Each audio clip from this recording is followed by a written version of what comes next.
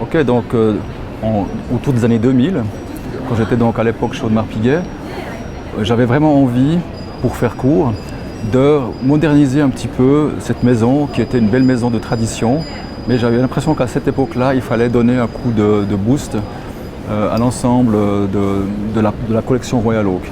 Et pour ce faire, on s'est dit on va mettre tout ce qu'on a en nous de technologie, de design, de nouvelles fonctions dans un seul modèle pour faire une concept. Et en rencontrant Giulio Papi, je me suis rendu compte qu'on était sur la même longueur d'onde. Donc la partie technique, mouvement et la partie design, on avait vraiment des idées qui étaient très proches. Et donc très vite, il y a eu une camaraderie qui s'est opérée entre nous deux, vraiment quelque chose de très amical. Et petit à petit, semaine après semaine, on a commencé à évoluer avec ce modèle. Et donc on a vraiment essayé de faire une partie de ping-pong intellectuel, on va dire, où chacun amenait chaque fois une idée en amenant une autre. Et finalement, après 6 ou 8 mois, nous sommes arrivés à quelque chose d'assez extraordinaire qui a été le début de cette concept. Ok, donc j'ai une vue assez large de tout ce qui se fait donc actuellement, plus également régulièrement je vais voir au musée des pièces que l'on a en vitrine ou dans la collection, dans les archives. Et c'est vrai que là, on peut de temps en temps reprendre certaines parties de pièces qui pourraient nous intéresser. Ce n'est pas le but premier d'Audemars Piguet de regarder en arrière. En général, nous, on va vraiment regarder en avant. On a une marque qui vraiment innove beaucoup. Mais c'est vrai que ces racines, pour nous, elles nous aident. Par exemple, typiquement pour travailler sur des pièces classiques, là particulièrement, je pense qu'il y a des très bons éléments à reprendre pour le futur. Et c'est ce qu'on va certainement faire pour l'année prochaine. Donc, à ce niveau-là, chez Audemars Piguet, on a la chance d'avoir différents départements qui s'occupent principalement des nouveaux matériaux, mais également de l'ergonomie, de la façon de tenir une montre avec un fermoir, de jouer avec les différentes matières. Donc là, on est très très bien organisé chez nous et régulièrement, on a des meetings avec ces personnes qui nous présentent ce qu'ils ont trouvé mois après mois. Et on met sur la table des nouveautés, des nouveaux matériaux, des nouveaux mixtes de matériaux, des alliages nouveaux, et ça forme une discussion. Donc je dirais que c'est un tout. Le design, les matériaux, et je dirais même au niveau de la fonction par rapport au moteur, par rapport à la carrosserie, tout ça se discute ensemble. Moi je suis juste un acteur parmi un groupe de personnes qui travaillent en équipe.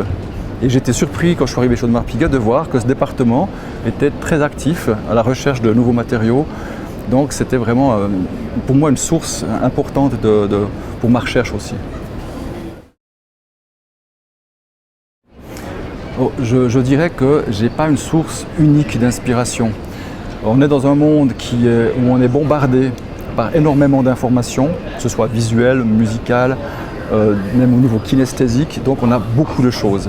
Le rôle d'un bon designer d'aujourd'hui, c'est plutôt de filtrer toutes ces informations et de garder réellement certains éléments que l'on va utiliser.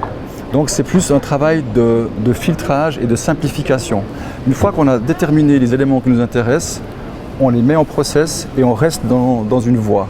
Ce qui est important, c'est qu'une fois qu'on a décidé de prendre certains éléments caractéristiques de l'architecture, de la nature, des choses comme ça, on les fixe et après on ne bouge plus. Le but chez nous, on n'est pas une marque fashion. Donc le but c'est de voir sur 2, 3, 4, 5 ans et quand on a décidé certaines choses, on se met vraiment dans une voie et on s'y tient jusqu'au bout. Ça c'est important. On constate que dans le monde de l'horlogerie en général, beaucoup de fonctions, de formes ont été récupérées, notamment du monde de l'automobile principalement. Et moi j'espère et je veux aussi amener d'autres éléments qui viennent plus proches des éléments de la nature, peut-être plus de l'architecture, du monde de l'art contemporain. Depuis des années, je suis assez assidûment ce qui se passe au niveau de l'art et je pense que c'est un des domaines qui peut nous étonner le plus puisque c'est très ouvert. Donc je pense qu'on va prendre dans ces différents domaines et notamment pour les nouvelles joailleries, on va plus s'inspirer de l'art contemporain, même de l'abstraction, plutôt que de choses réalistes qu'on a déjà, je trouve, beaucoup vues.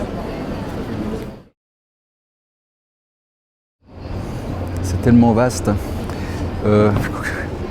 J'ai envie de... Moi, je dirais ça autrement.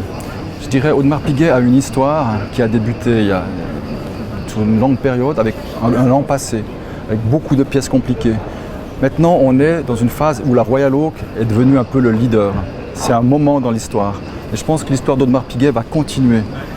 Il y aura peut-être d'autres pièces qui vont peut-être un jour être plus fortes que la Royal Oak, et ça peut avoir une bascule. Donc moi, je vois plus ça en termes d'histoire, sur du long terme, que par rapport à un modèle ou à une icône. Tout le monde sait que la Royal Oak est devenue une icône. On peut aussi dire effectivement que le modèle qu'on appelle chez nous Jumbo, c'est la 15202, c'est juste 15202, c'est quand même la base. Et ça, c'est vraiment une pièce que tout le monde a envie de porter. Mais il faut voir plus large. Nous, on a vraiment envie d'équilibrer les collections pour arriver au niveau top level par rapport à l'horlogerie. Il faut aussi qu'on ait des pièces classiques, féminines, joaillerie et toute la collection Royal Oak en fait. Moi, je le vois plus comme quelque chose de très large.